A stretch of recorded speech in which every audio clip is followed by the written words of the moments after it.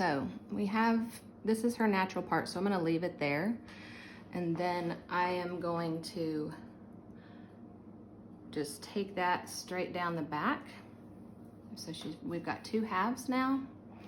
And then I'm going to, from the crown of her head down right behind her ear, part that off.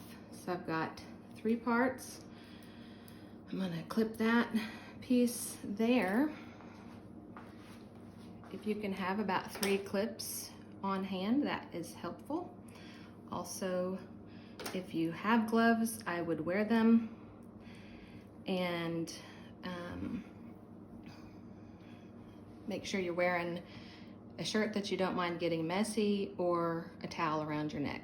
Okay, so I don't have any color. I'm not gonna actually put color on her head, but you can see I've got 4 sections here. This is the center. And I'm gonna start, if I have a lot of gray up in here especially, I'm going to start on these front 2 sections first. So you're just going to take a little section like so. Actually, let me start that again. You're gonna put your color on every place that your part is, so that you can keep it sectioned off easily, even if you don't have the clips. I'm pretending I don't have real color on here, just to say that again. But this is what I do first. So you put it on where the parts are, and that helps the part stay where you have them. Make sure you go around your hairline. You'll want to be a little more careful around your hairline, because you can get stains on your skin for a day or 2 if you're not super careful. Then let's go back to this front part. So if you have a lot of gray especially, you're going to start in these front pieces. And you're going to paint up here and paint here. Only where she has roots that have not been colored. Only on the roots. So you don't want to pull through, but you do want to take sections that are fairly thin so that you can get good saturation. Hopefully you can see that by this video.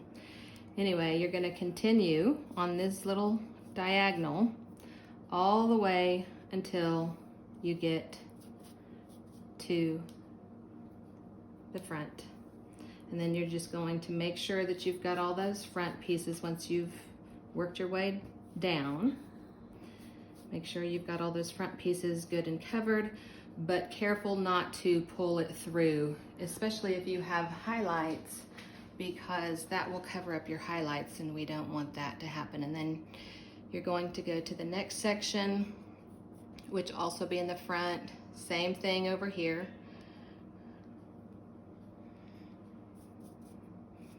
Just like that, all the way, working your way down until you're at the very end and have no more hair to work with. Okay? If you're doing this on yourself, it's going to be a lot more difficult, but it definitely helps to have your sections pinned off. Once you get those sections done, then you're going to move to these back sections, again starting at the top, making sure you're getting front and back of each little piece that you're doing. And once you do it, like if I had just done it, I would just leave that there. I'm not going to keep a hold of it. Take my next section, do it, and so on, and I'm going to work my way all the way down until the very bottom, and then I'll move on to the final section.